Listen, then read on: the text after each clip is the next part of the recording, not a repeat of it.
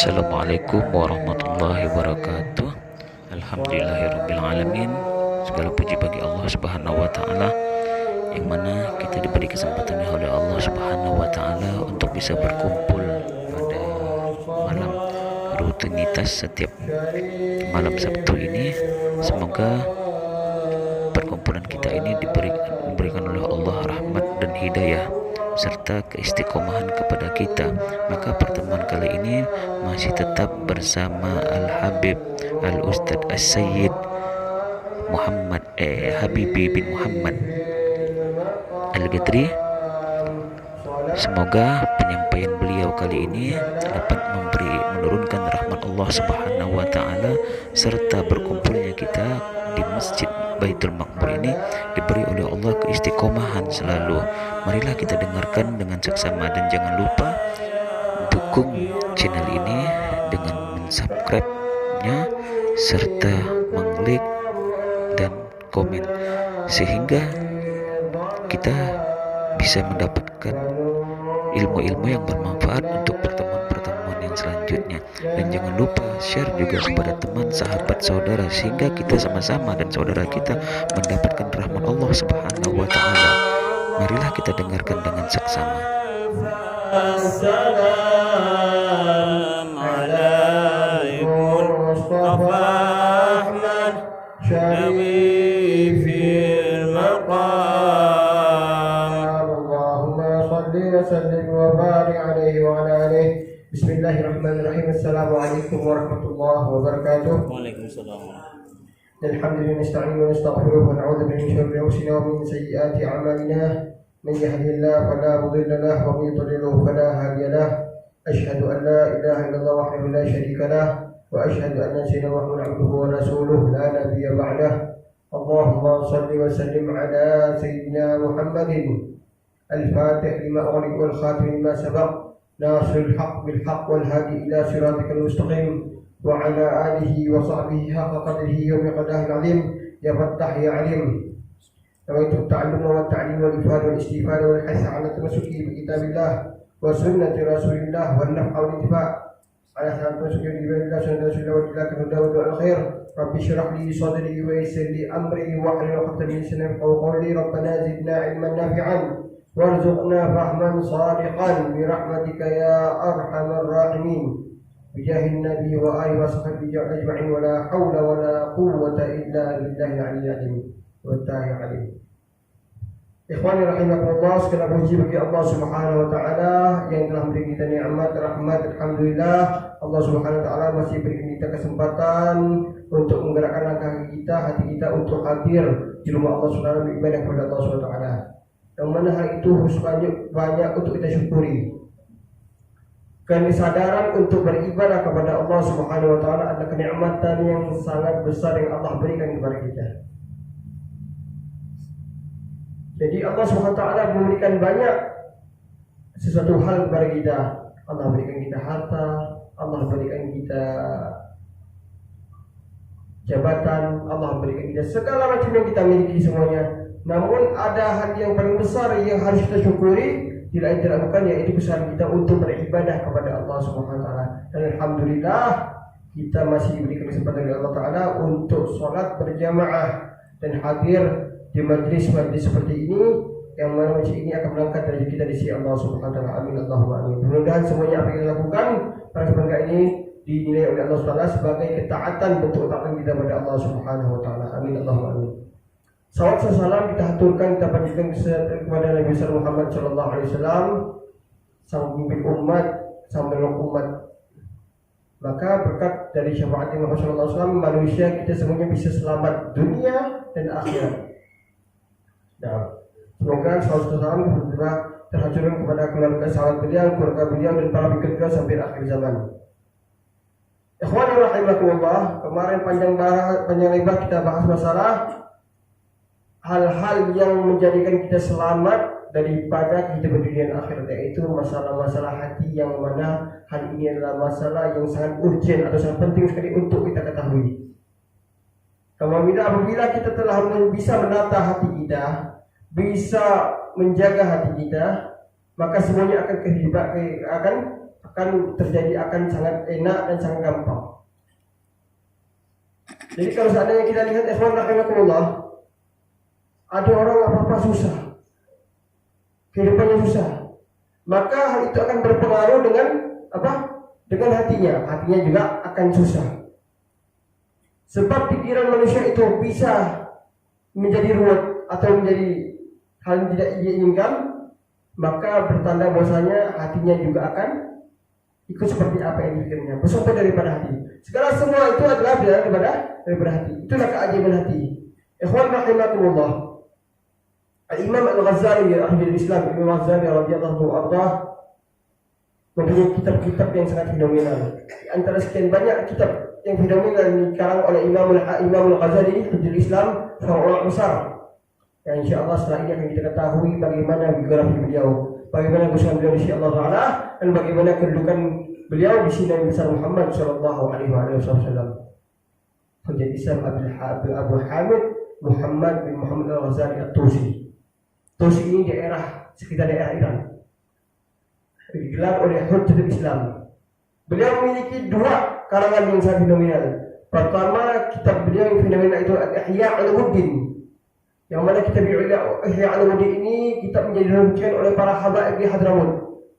Semenjak para Sadah Alawi membaca kitab Ihya Ulumuddin, maka di antaranya Imam Abdul Rahman As-Sagaf beliau mengatakan, maka kami mewajibkan murid kami untuk mengkaji kitab Ihya Ulumuddin Imam Ghazali ini.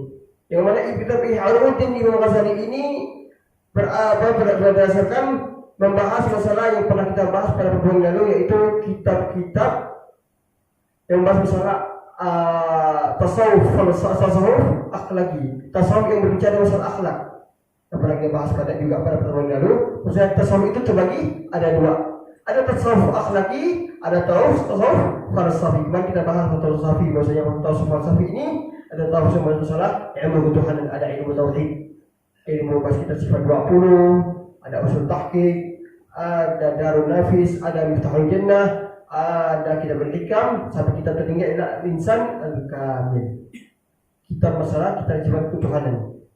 Namun kita sisi lain juga ada tasawuf yang masalah akhlak, bahasa akhlak, bagaimana adab kita kepada Allah Subhanahu wa taala, bagaimana adab kita kepada Rasul sallallahu alaihi wasallam, bagaimana adab kita kepada saudara-saudara kita sama hamba Allah Subhanahu wa taala. Itu semua dibahas oleh para ulama, di salah satunya dari kitab Ihya Ulumuddin Imam Ghazali radhiyallahu anhu Islam. Dan juga di kitab yang lain juga beliau ada menukil kitab, menulis kitab mengarang kitab namanya Ajaibul Qalbi, keajaiban hati. Ini kita buat kitab fenomenal daripada Imam Imam Al-Ghazali radhiyallahu anhu. Imam Ghazali ini adalah orang yang sangat istimewa, banyak ilmu, alim. Beliau itu seorang muhaddis, seorang hadis, pakar hadis, pakar fikih, pakar berbagai kalangan ilmu, fan ilmu beliau, balagha, mantik, semua ilmu beliau kuasai. Tapi sayang ada orang-orang yang hatinya bermasalah, yang menyukai mengatakan bahwasanya kitab-kitab di dalam kitab Ihya Ulumuddin itu terdapat hadis yang dhaif. Ulama berpendapat bahwasanya hadis itu boleh digunakan apabila untuk fadail amal, tapi tidak boleh digunakan untuk hujjah. Ulama kita Ahlussunnah wal Jamaah sepakat bahwasanya hadis dhaif, walaupun hadis dhaif itu bisa dipergunakan untuk fadail amal. Kita menggunakan amal sesuatu menggunakan hadis tersebut, tapi tidak boleh kita gunakan hadis dhaif itu dipergunakan untuk apa? Untuk hujjah ilmuwan, untuk fadail amal. Maka Imam Ghazali ini segitu sangat hebat, mantap, sehingga beliau juga seorang ahli falsafi. Beliau juga seorang tasawuf, seorang hadis. Beliau paham mana hadis dhaif, mana hadis yang sahih. Walaupun ada beberapa orang ulama berpendapat bahwasanya di kitab Ihya Ulumuddin itu ada hadis-hadis yang dhaif, tapi kita sebagai hamba Allah Taala yang mana kita menggunakan banyak daripada adab-adab, maka tidak ada salah kita menggunakan kitab Ihya Ulumuddin itu selagi semasa hal-hal itu tidak mengarahkan kita kepada sesuatu yang tidak bermanfaat. maka kita yakini bahwasanya semua hadis itu adalah hadis. Bermasalah apa hadis dhaif? Kami perlu kami jelaskan juga di sini. Hadis dhaif itu yang bermasalah adalah perawinya bermasalah. Kalau kita bahas dari ilmu hadis mustalah hadis, jadi kenapa ada hadis sahih? Kadang-kadang orang tidak paham. Baik ini hadis dhaif. Ketika ditanya apa itu hadis dhaif, tidak paham dia. Jadi ada hadis yang dhaif secara rawi, ada hadis yang dhaif secara matan. Contoh si A berkata kepada si B berkata si C. Nah itu ada hal yang ditambah dan kurang. Tapi kita yakin bahwasanya apa yang dengar oleh Al-Imam Al-Ghazali radhiyallahu anhu itu adalah hadis-hadis yang sangat bisa untuk dipertanggungjawabkan. Tidak pernah ulama-ulama kita dengan kawan-kawan kita daripada asal kita mempermasalahkan hadis-hadis. Hanya orang-orang sedikit saja yang bermasalahkan hadis-hadis. Karena apa? Hadisnya bermasalah. Karena ketika dia membaca kitab Ihya Ulumuddin, seolah-olah ia menciprat mukanya kembali, bahas masalah hati. Kata ulama, di antaranya orang-orang tanda ciri orang yang mana mereka adalah ciri-ciri ulama ukhrawi, yaitu mereka senang dengan kitab Imam Ghazali, yaitu kitab Ihya Ulumuddin. Tapi ulama duniawi, mereka benci, mereka enggan untuk membaca kitab Ihya Ulumuddin ini. Begitu detail Imam Ghazali. Detail bahwasanya ketika Imam Ghazali radhiyallahu anhu mengarang kitab Ihya Ulumuddin ini, maka syaitan menepuk kepalanya. Begitu jelas, begitu detail Imam Ghazali radhiyallahu anhu bagaimana menceritakan penyakit-penyakit hati. Sedetail apapun dijelaskan oleh Imam Ghazali. Ini tidak harus digawi oleh para hamba Allah Taala, oleh umat Rasulullah sallallahu alaihi wasallam. Ini hal yang diperbolehkan, ini tidak diperbolehkan. Sehingga para iblis syaitan itu putus asa. Mereka mengatakan bahwasanya ya Allah, tidak ada lagi celaku untuk masuk menggoda hamba Engkau ya Allah. Begitu banyak, begitu alim, begitu hebat, begitu mantap karangan Imam Ghazali ini, sehingga aku tidak ada lagi celah untuk menggoda anak Adam ini ya Allah. Putus asa. Sehingga dikatakan bahwasanya iblis menaburkan debunya kepalanya sehingga putus asa, tidak ada kesempatan untuk mempengaruhi kita sebagai hamba Allah Subhanahu wa taala daripada penyakit hati ini. Maka ikhwan rahimakumullah, perlu kita ketahui bahwasanya disebutkan dari para ulama hebat juga yang meriwayatkan daripada Imam Ghazali ini yang setelah zamannya. Ada ulama namanya, kalau kita baca di kitab-kitab itu, ada namanya Abul Hasan Asyadili, seorang mursyid tariqat daripada tariqah Syadziliyah. Beliau bermimpi bahwasanya bertemu dengan Rasul sallallahu alaihi wasallam. Maka ada sosok dua orang yang bertemu. Abu Hasan Syadzili bermimpi bertemu Rasul sallallahu alaihi wasallam sedang berbincang dengan Nabi Allah Musa alaihissalam. Maka kata Rasulullah sallallahu alaihi wasallam yang pernah waktu semasa Rasulullah sallallahu alaihi wasallam mengatakan bahwasanya ulama ummati kan anbiya Bani Israel. Ulama pada umatku itu seperti nabi pada Bani Israel. Maka Nabi Allah Musa alaihissalam agak keberatan dengan perkataan Nabi Muhammad sallallahu alaihi wasallam. Wahai Nabi Allah, wahai kasih Allah, wahai Nabi Muhammad, wahai Imam Anbiya wal Mursalin, bagaimana mungkin engkau mengatakan ulama Anda lebih seperti kalangan kami Bani Israel, seperti seraja dengan Nabi Allah Musa, para nabi dan rasul? Kalau bisa, siapa di antara umat hamba paduka yang paduka banggakan? Di antara itu ada Imam Ghazali radhiyallahu anhu. Ini mimpinya Imam Abul Hasan Asyadili. Lalu kalau bermimpi, Abul Hasan Asyadili ini bermimpi melihat tiga orang hebat semuanya. Ada Rasul sallallahu alaihi wasallam, Nabi Muhammad sallallahu alaihi wasallam, para nabi dan rasul, ada nabi dari zaman Nabi Israel, Nabi Allah Musa alaihissalam, dan hujjah Islam, pimpin ulama daripada ulama itu Imam Al-Ghazali radhiyallahu anhu. Ulama ummati kan anbiya Bani Israel. Ulama umatku itu seperti nabi para rasul. Bagaimana mungkin paduka mengatakan seperti itu? Siapa di antara paduka yang paduka kedepankan di antara umat paduka? Kata Nabi Allah Musa kepada Nabi Muhammad sallallahu alaihi wasallam. Maka umatku, di antara umatku ada ulama di umatku adalah Imam Al-Ghazali, Abu Hamid Muhammad Al-Ghazali At-Tusi. Lalu di dalam cerita itu oleh para ulama di antara Imam Hasan Zaidi mengatakan Mas muka, artinya siapa nama engkau? Maka kata Abu Ghazali mengatakan, saya bergelar Abu Hamid, nama saya Muhammad bin Muhammad Al-Ghazali At-Tusi. Ghazali ini disebutkan kepada Ghazal di daerah Kepulauan Ghazal di daerah Iran. Itu Tusi itu daerah daerah Iran juga. Ghazal itu karena disebutkan bahwasanya ayah daripada Imam Ghazali yaitu Abu Muhammad bin Muhammad itu adalah seorang penolong minum, seorang penjahit daripada wol. Ghazal itu daripada wol. Dia ambil orang dahulu itu mengambil kulit daripada gijak untuk dijadikan benang wol untuk jadi pakaian. Ya, maka itu yang menjadi daripada kiblatnya para ahli sufi, para tasawuf itu dengan wol, baju wol seperti zaman-zaman di luar sana. Maka Nabi Allah Musa mengatakan kepada Imam tadi, saya tidak bertanya kepada engkau wahai pemuda tentang nama engkau dan nama kakek engkau dan berasal daripada negeri mana engkau. Saya mengatakan hanya bertanya kepada engkau siapa nama anda. Dan itu Imam Ghazali sebagai bentuk adabnya kepada Rasulullah SAW. Ya Rasulullah, apakah boleh saya jawab? Jawab, kata Imam. Ini adu kejelasan antara Imam Ghazali radhiyallahu anhu kepada Nabi Allah Musa alaihissalam. Boleh saya jawab Rasulullah? Jawab Ghazali. Wahai Nabi Allah Musa, kata Nabi Imam Ghazali radhiyallahu anhu, ketika Allah Subhanahu wa taala bertanya kepada engkau, ya Allah, abadikan Al-Qur'anul Karim. Wa ma tilka biyaminika ya Musa. Ketika pada juz 28 atau 29 Allah bertanya kepada Nabi Musa, Allah abadikan Al-Qur'anul Karim. Wa ma tilka biyaminika ya Musa. Apa di tangan engkau wahai Musa? Waktu itu Nabi Allah Musa sedang memegang daripada tongkatnya, tongkat yang kita kenal dengan mempunyai banyak mukjizat.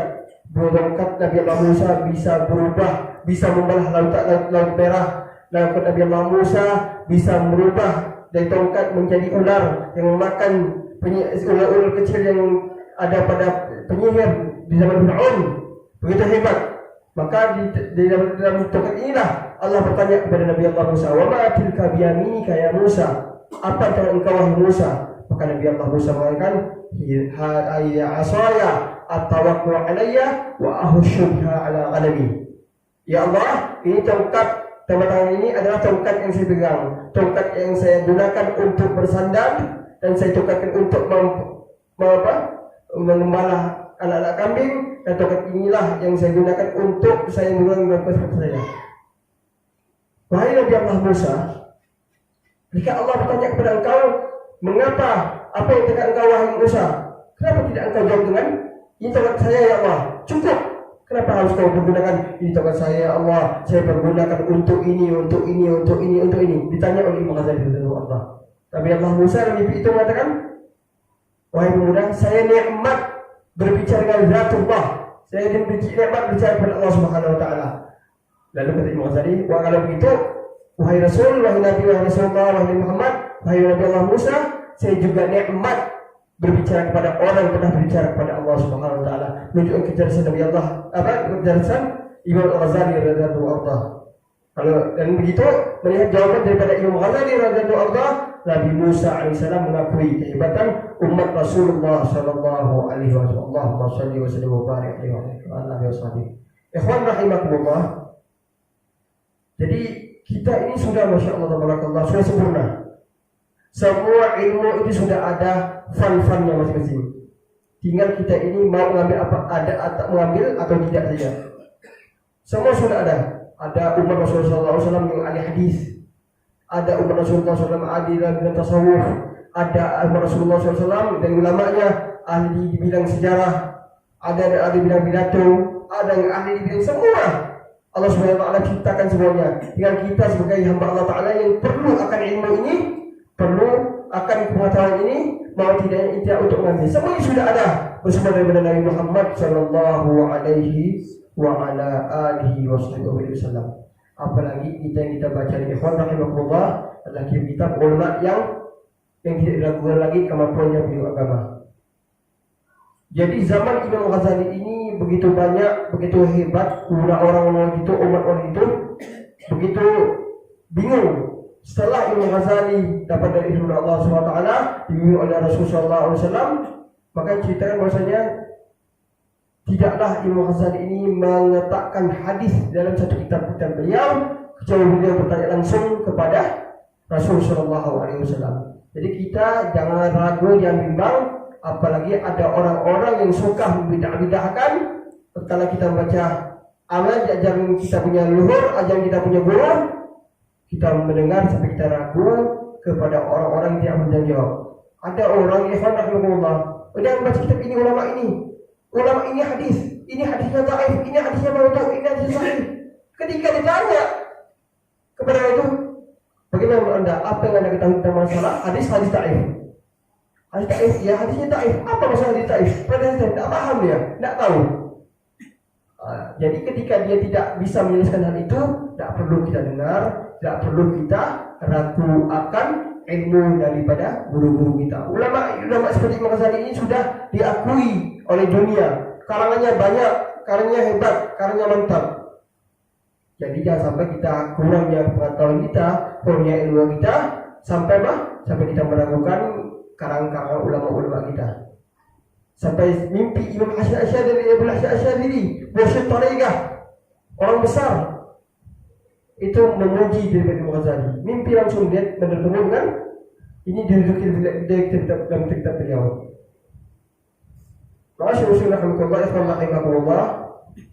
Jadi dalam kitab banyak sekali, antara kitab karya Imam Ghazali yaitu Bidayatul Hidayah. Bidayatul Hidayah ini kitab yang bahas masalah adab-adab yang pernah kita bahas juga pada pertemuan lalu, bahwasanya manusia itu dikenal, dihargai karena adab beliau, karena adab yang kita miliki. Contoh, minyak wangi kosong. Kalau kita beli di pasar, harganya mungkin sekitar botol hanya Rp3.000. Kalau seandainya minyak wangi itu diisi dengan minyak yang cukup mahal, maka juga harganya juga ikut mahal. Apalagi kalau seandainya diisi dengan minyak-minyak yang betul-betul harganya fantastis, contohnya seperti gaharu, katanya perbedaan bisa puluhan juta, bisa 100 juta. Dan juga akan ikut seperti botol yang ikut mahal, seperti apa yang ada dalam isi botol tersebut. Begitu juga hamba Allah Subhanahu wa taala, kita dihargai oleh Allah Subhanahu wa taala, kita dimuliakan Allah Subhanahu wa taala karena apa? Karena hati yang bersih. Dan dari hati bersih itu, contohnya hati bersih apabila kita isi dengan adab-adab yang diajarkan oleh Rasulullah Shallallahu Alaihi Wasallam. Maka di antara sekian banyak kitab Imam Ghazali, ada kitab namanya kitab Bidayatul Hidayah. Kitab Hidayah ini penting untuk kita pelajari, untuk kita ketahui. Hal sepele, bagaimana bangun tidur, bagaimana apa amal kita lakukan, itu sudah ada. Maka daripada bangun tidur sampai kita pertengahan hari, di sore hari, sampai kita akan menjaga tidak tidur kembali, semua telah diajarkan oleh para ulama-ulama. Tidak ada, makanya pernah saya katakan, tidak ada agama yang sedetail seperti agama Islam ajaran kita, ajaran Muhammad Shallallahu Alaihi Wasallam. Daripada membuka mata sampai akan menunjukkan mata kembali, telah diajarkan beliau sempurna, beliau mengajarkan kepada kita semuanya. Dan kita mau mengamalkan atau tidak.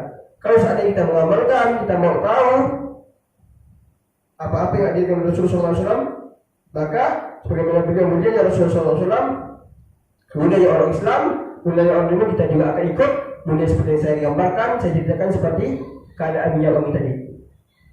Kalau botol kosong Islam, murah harganya, kosong, memang tidak ada isinya.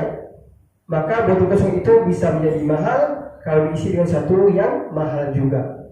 Kita akan menjadi hebat, kita akan menjadi mantap, kita akan menjadi mulia apabila kita mengisi hati kita dengan cahaya-cahaya keilmuan. Kita bisa hebat, bisa mantap, bisa mulia apabila kita mengisi adab akhlak kita dengan adab Rasulullah Shallallahu Alaihi Wasallam. Maka kita ketahui bahwasanya kemuliaan itu ada pada adab. Adab ini ikhwan rahimakumullah sangat ajaib, sangat istimewa. Kalau kita pelajari remeh sekali. Contoh kita ketahui, masuk masjid, masuk pakai kain, keluar pakai kiri. Kita semua tahu ikhwan, tidak tua muda. Tapi kalau kita perhatikan, kalau orang mau tahu berapa banyak orang di antara kita ini, kita perhatikan yang masuk kaki kanan, masuk masjid kaki kanan, keluar kaki kiri. Kita perhatikan. Kalau ditanya, apakah tahu? adab dari masjid.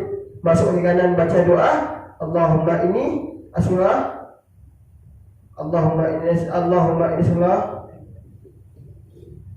Banyak doa-doa yang Rasulullah SAW kepada adab-adab. Maka kalau kita ketahui bersama, sedikit sekali orang yang mau mengamalkan. Maka daripada majlis ini perlu untuk kita ketahui, perlu untuk ingat kembali agar kita melaksanakan adab-adabnya Rasulullah SAW. Maka Rasulullah SAW memberikan banyak hadis yang diajarkan para ulama, jadi menjadi metode, menjadi dasar daripada apa-apa yang harus kita lakukan. Jadi telah kita ketahui bersama bahwasanya Imam Ghazali adalah ulama-ulama yang mantap, yang hebat, yang tidak kita lakukan lagi daripada karangan beliau. Maka ulama mengatakan tidak ada satu hadis yang dikarang oleh hadis kitab Imam Ghazali, satu hadis yang diletakkan oleh Imam Ghazali kecuali beliau bertanya langsung. Bayangkan orang yang bertemu dengan Rasulullah SAW secara yaqadzah. Kita harus jamaah meyakini bahwasanya ada orang-orang istimewa yang hebat, mantap amalannya, hatinya bersih, tidak dilakukan lagi pada orang baik, pada seorang baik. Mereka bertemu Rasulullah SAW. Kita ini jangan bukan mau bertemu Rasulullah SAW secara nyata, mau mimpi saja susah. Kenapa? Karena kita jauh daripada sunnah, kita jauh daripada anak Rasulullah SAW. Tapi mereka yang sangat mereka dengan hadis Rasulullah SAW, dengan sunnah Rasulullah SAW, maka bukan suatu hal yang sulit bagi mereka untuk bertemu dengan Rasulullah SAW dalam keadaan mimpi dan keadaan nyata. Maka Rasulullah SAW mengatakan, wa man yarani fil manam faqad sayani fil yaqadzah. Barang siapa yang bertemu aku secara mimpi, maka sama halnya seperti bertemu dengan aku secara nyata. Namun ada hal orang-orang hebat, para kaum sufi itu yang mimpi dengan yang bertemu Rasulullah SAW secara keadaan yang yaqadzah, bertemu langsung. Kenapa? Udah mantap amalannya. Semua tidak lepas Rasulullah SAW. Fikirnya fikir umat, fikirnya fikir Rasulullah SAW, amalnya amal Rasulullah SAW. Hanya saja mereka itu tidak sampai kepada makamnya para nabi dan para rasul. Sampai mereka tetap berada di bawah makamnya para nabi, apalagi makamnya Rasulullah SAW. Jadi makamnya Rasulullah SAW makam tertinggi. Kasih Allah Subhanahu wa taala, imamul anbiya wal mursalin, makam tertinggi. Di bawah para nabi, di makam Rasulullah SAW ada para nabi. Dan di makam para nabi itu ada makamnya para ulama, para syuhada. Ceritakan bahwasanya, makanya pada saya jelaskan pada pertemuan lalu bagaimana pengertian sahabat. Maka sahabat itu di antara Imam As-Suyuti mengatakan orang yang bertemu Rasulullah SAW dalam keadaan beriman. Sahabat bertemu Rasulullah, jasad dengan jasad, roh dengan roh, bertemu langsung bertemu Rasulullah SAW, maka lebih tinggi derajatnya walaupun setingkat wali tertinggi, wali kutub Ghus. Tidak ada apa-apanya dengan makam sahabat yang terendah sekalipun, apalagi sahabat yang tertinggi seperti Sayyidina Abu Bakar Siddiq radhiyallahu anhu, Sayyidina Umar bin Khattab, yang mana ikut berjuang Rasulullah SAW. Bagaimana Ahli Badar dipuji oleh Rasulullah SAW. Maka di antara Imam Ghazali ini adalah orang yang bertemu di antara salah seorang istimewa yang disebut oleh Allah Taala, bertemu dengan Rasulullah SAW dalam keadaan yaqadzah, bertemu langsung. Maka tidak ada satu hadis yang ditusuk oleh Imam Ghazali yang kita beliau kecuali beliau tanyakan langsung kepada Rasulullah SAW. Wahai Paduka, apakah Paduka mengatakan seperti ini? Apa hadis yang saya pelajari? Kalau iya kata Rasulullah SAW, maka Imam Ghazali meminta izin kepada Rasulullah SAW untuk menulis kalam bawaan baginda Rasulullah SAW di kitab-kitab beliau. Maka begitu hebat, begitu kuat hubungan, karena hebat mantap memang amalnya. Tahajudnya tidak tinggal, hari-hari hidupnya dengan hidup dengan berdakwah, membina umat. Tidak lepas daripada itu semuanya. Fikirnya fikir umat, bagaimana umat ini bisa lepas daripada kebodohan, bagaimana umat ini bisa lepas mendapatkan hidayah, bagaimana umat ini bisa taat kepada Allah Subhanahu. Itu yang diberikan oleh ulama-ulama kita yang hebat. Makanya kita dengar ikhwan, ada orang-orang yang sedikit ilmunya, seolah-olah dia tahu semuanya. Sedikit hadis dhaif, ini hadis maudhu, ini hadis begini. Yang diketahui hadis dhaifnya, ketika ditanya, dia tidak tahu apa itu hadis dhaif, apa itu hadis maudhu, tidak paham. Namanya orang ilmu itu dia bisa menjabarkan ilmu, dikalinya dijabarkan sejabar-jabarnya sederhana dan memberikan manfaat kepada orang lain, bukan hanya sekedar menuduh sana, menuduh sini, membid'ahkan sana, membid'ahkan sini, mengkafirkan sana, mengkafirkan sini. Bukan seperti itu. Orang-orang yang menganggap orang adalah orang yang berilmu. Ikhwan rahimakumullah. Maka dalam kitab Imam Ghazali ini beliau menjawab kepada kita. Hari ini mungkin kita ketahui tidak salah untuk kita jadikan peringatan untuk diri kita kembali. Kata Imam Ghazali, "I'lam anna awamirillah ta'ala fara'idun nawafil." Ketahuilah kata Imam Ghazali bahwasanya Allah SWT dan perintah-perintahnya ada menjadi membagi perintah itu ada dua. Ada fara'id, ada nawafil. Ada fardu-fardu, kewajiban-kewajiban, ada nawafil, ada hal perkara-perkara yang sunnah. Pertama fara'id, kita ketahui bersama ikhwan rahimakumullah bahwasanya fardu-fardu itu ada fardu hal yang wajib. Ada fardu-fardu, ada kewajiban. Seperti sholat di waktu berjamaah, kita ketahui itu wajib. Seperti yang dikatakan oleh Rasulullah SAW dalam keadaan ada apa itu fardu. Ketika dalam hadis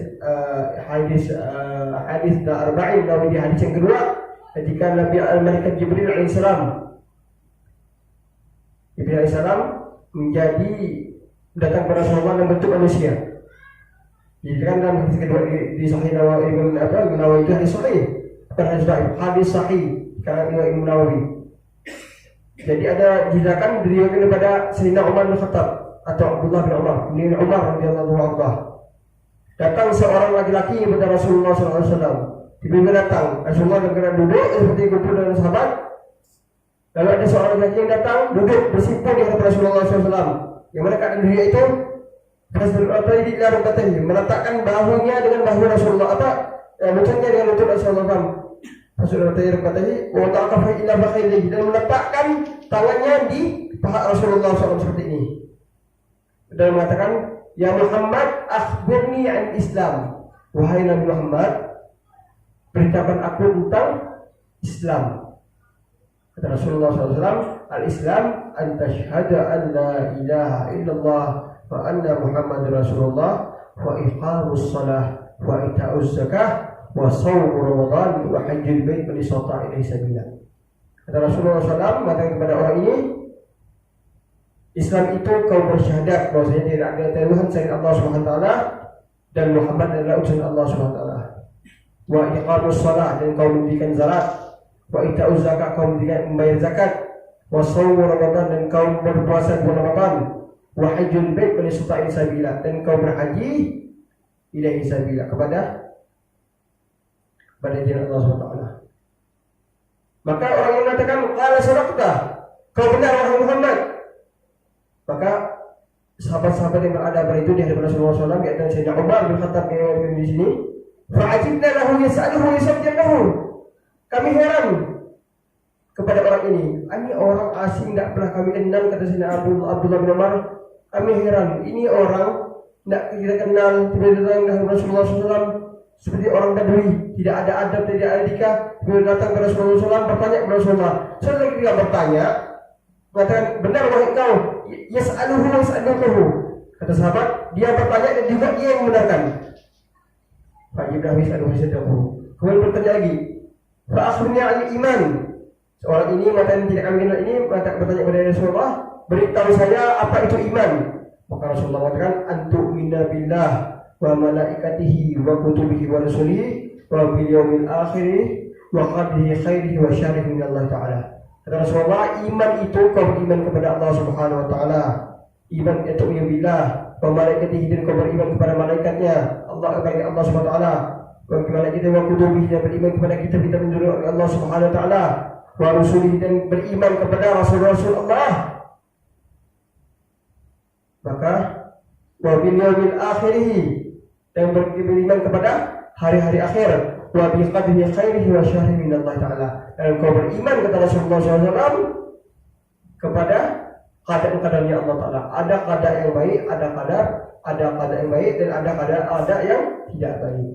Kita wajib beriman bahwasanya apapun yang pernah kita bahas, apapun yang dibuat Allah SWT itu adalah baik untuk kita. Kita sebagai hamba Allah Ta'ala, naam, kita ini ikhwanahullah, kita tahu al-khairu wa syarru masyiatillah. Kalau kita baca di mana? Di kitab Arabul Hadid itu, di kitab Arabul Hadid itu, bismillah walhamdulillah wal khairu wa syarru masyiatillah. Itu zikirnya ulama.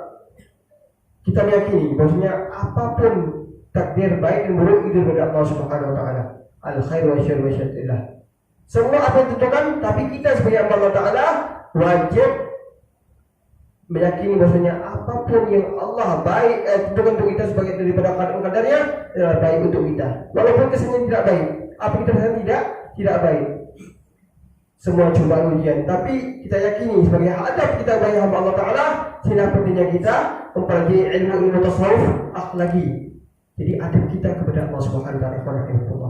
Apapun yang Allah tentukan untuk kita baik untuk kita. Walaupun yang terjadi adalah secara logika, secara zahirnya adalah tidak baik. Sebagai hamba Allah Ta'ala kepada Allah Ta'ala, ini baik untuk saya ya Allah. Alhamdulillah. Maka orang saleh itu ikhwanahullah, walaupun musibah menimpa beliau, apa katanya? Alhamdulillah. Alhamdulillah. Sekali puji bagi Allah Ta'ala. Kalau kita lihat orang-orang saleh itu ketika timpa musibah, istrinya meninggal, anaknya meninggal, sebelum mengatakan inna lillahi wa inna ilaihi raji'un atau setelah mengatakan inna lillahi wa inna ilaihi raji'un, dalam hati ataupun tidak nampak atau tidak nampak, dia mengatakan alhamdulillah. Terima kasih ya Allah. Kenapa? Apapun ya, apapun yang ditentukan Allah Ta'ala, berpisah antara istri dan suami, berpisah antara anak dan ibu, anak dengan ayahnya, adalah kebaikan untuk Allah Ta'ala. Lihat bagaimana Rasulullah SAW. Rasulullah SAW, maka telah kami sampaikan juga untuk pribadi kami dan antum semuanya, rahimahumullah, bahwasanya Allah SWT menciptakan para nabi dan rasul itu sebagai contoh. Makanya dalam hidupan ini, apabila kita ingin melihat kebahagiaan dalam hidup duniawi, maka kita lihat di bawah orang bawah kita. Kalau kita lihat secara orang-orang, kita akan bersyukur kepada Allah Subhanahu wa taala. Namun untuk perkara ukhrawi, maka kita lihat orang di atas kita. Yang kita lihat sebaiknya perkara duniawi, kita lihat orang di atas kita. Tapi perkara agama kita lihat bawah kita, terbalik. Jangan sampai terbalik. Kalau itu terjadi, dunia kita tak pernah bersyukur, masalah ukhrawi kita, masalah agama kita tak akan pernah ada kemajuan.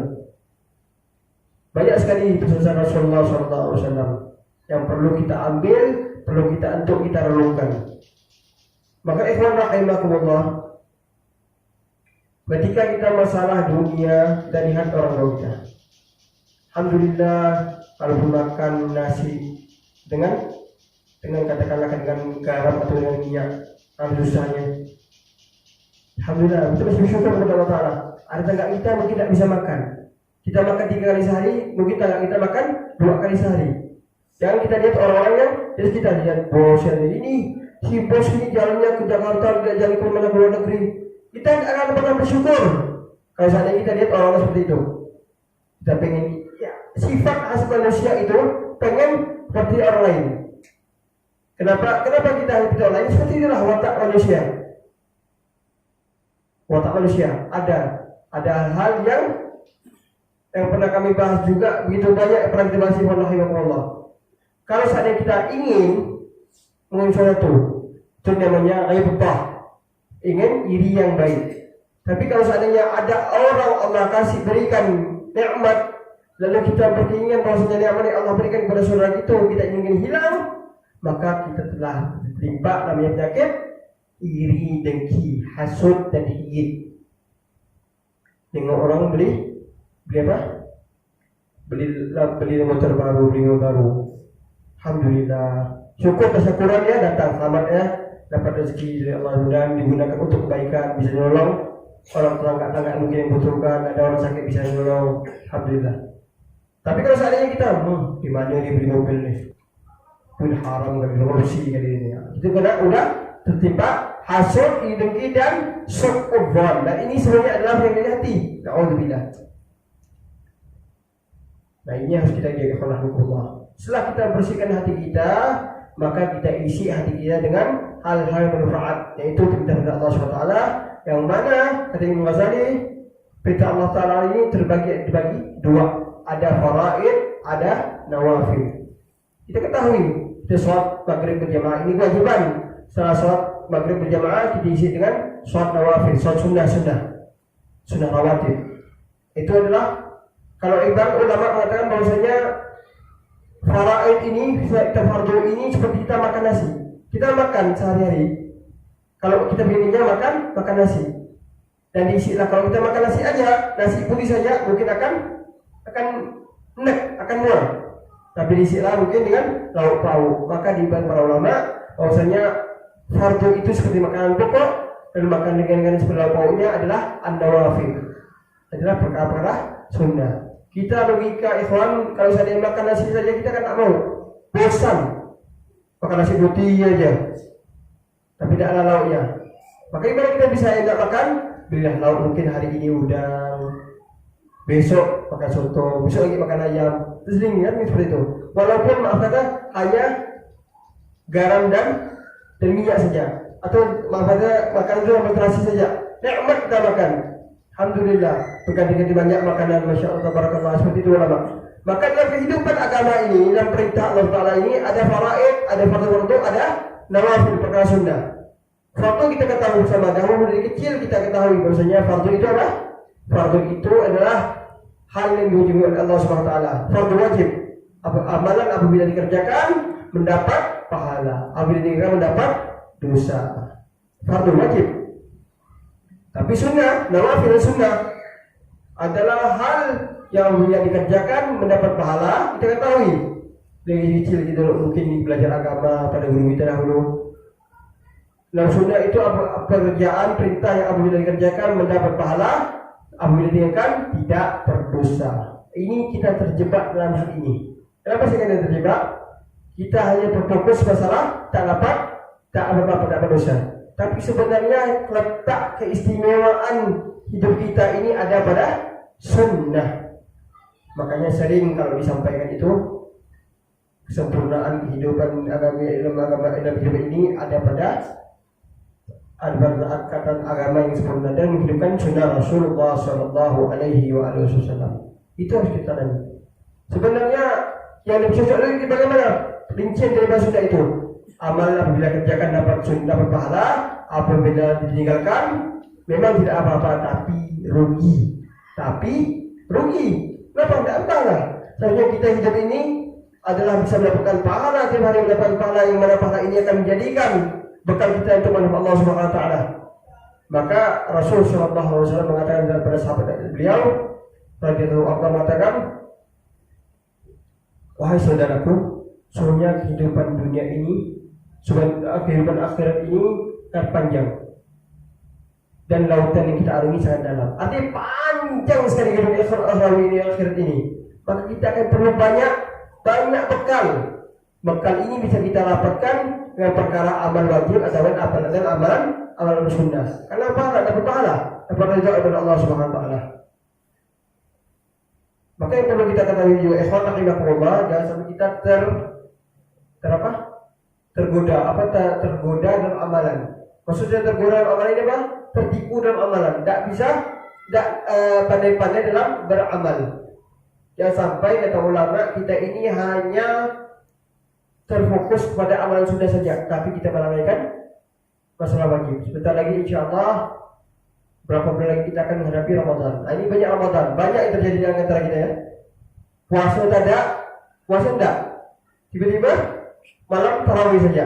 Sholat isya tidak, tarawih saja datang. Maka ulama mengatakan, manis tawal nawafili 'anil faraidi fahuwa maghrur. Barang siapa yang disibukkan dengan sesuatu yang sunnah di bawah wajib, maka dia adalah orang yang tertipu. Dia pengen kenyang makan, ya makan nasi logikanya. Pengen kenyang makan, hanya makan lauk saja, hanya makan ringan saja, tak mungkin kenyang logikanya. Tapi orang yang hanya sibuk saja sunnah saja, isya tidak, puasa wajib tidak, tarawih datang, puasa Ramadan tidak, tiba-tiba lebaran saja. Ini yang bermasalah besar. Artinya orang, kata ulama, alim mengatakan barang siapa yang disibukkan dengan sesuatu yang sunnah daripada sesuatu yang wajib, maka dia telah tertipu. Dia menganggap, kenapa? Karena dia mengamalkan hal-hal yang fardu tadi. Harusnya apa? Harusnya dia mengamalkan fardu dan dihiasi dengan isi fardu itu dengan sunnah. Yang kami ibaratkan bahwasanya kalau seandainya ingin kenyang makan, maka makan nasi dan makan lauk. Nikmat, tak bosan saja, nasi saja bosan. Makanya ibadah ini luas. Allah SWT menjadikan ibadah ini banyak sekali. Sampai Rasulullah SAW mengatakan, tabassumuka liwajhi akhika sadaqah. Senyummu pada saudaramu adalah sedekah. Sedekah itu adalah ibadah. Umum ibadah ini, banyak ibadah. Banyak sekali ibadah. Yang kita lakukan, yaitu daripada akhlak, daripada hati. Begitu banyak sekali ikhwan rahimahullah. Maka tidak menutup kemungkinan ikhwan rahimahullah sampai istimewa umat Rasulullah SAW ini tidak saking banyak ibadah yang Allah jadikan untuk umat Rasulullah SAW. Sekian sekali kemungkinan umat Rasulullah SAW ini untuk masuk ke nerakanya Allah Subhanahu wa Ta'ala. Begitu banyak sekali ibadah-ibadah. Menepikan duri yang membuat akhlak yang baik, di jalan kok ada duri, itu ibadah. Termasuk daripada amal kebaikan yang dihargai oleh Allah Subhanahu wa Ta'ala. Ikhwan rahimakumullah. Melistaqal nafafili al-fara'idi bahwa ma'adzur. Bagi siapa yang disibukkan dari sesuatu wajib daripada sesuatu yang sunnah, maka dia adalah orang yang dikenakan uzur mungkin. Dia wajib saja, sunnah mungkin belum bisa dapatkan. Tidak mungkin. Mungkin bisa ditambah. Kalau dia tidak bosan, hanya wajib saja, silakan. Yang penting wajib jangan ditinggalkan. Al-fardu ra'sul mal wa bihi tahsul najah. Kata Imam Ghazali, dia mengatakan al-fardu ra'sul mal wa bihi tahsul najah. Fardu itu diibaratkan kepala daripada harta. Kalau orang melakukan suatu kewajiban, maka itu seperti kepala daripada antara kita semuanya. Kalau tak ada fardunya, maka seperti orang hidup tanpa kepala, tidak bisa hidup. Kita mohon kepada Allah Subhanahu wa Ta'ala agar Allah Subhanahu wa Ta'ala selalu membimbing kehidupan kita. Allah selalu memberikan keindahan dalam kehidupan kita. Bagaimana kita bersaudara antara saya dan sekejap. Dan Allah jadi kita hati semuanya. Tidak Allah bubarkan kita dari sini. Tidak Allah bukan dosa kita. Allah bukan dosa kita semuanya. Birahmatika arhamar rahimin. Dan Allah jadikan kemudahan untuk hidup dunia dan akhirat kita. Hadis dunia bil maisarah wa bil akhirat bil maghfirah birahmatika rahimin. Amin ya rabbal alamin. Ya Rabbana atarafna bi annana atarafna wa annana ashrafna ala ladha ashrafna fatub alaina tawbah tasir likulli hawbah wastur lana al-awrati wa aminir rawati واغفر لوالدينا ربي ومولودينا والأهل والإخوان وسائر الخلان وكل ذي محبة أو جيرة أو صحبة والمسلمين أجمع آمين يا ربي اسمع فضلا وجودا منا لا باكتساب منا بالمصطفى الرسول نحظى بكل سول Baiklah, dengan berakhirnya pembelajaran kita malam ini, maka berakhirlah pertemuan kita. Semoga di malam-malam selanjutnya kita bertemu dengan keistiqomahan yang diberikan oleh Allah Subhanahu wa Ta'ala.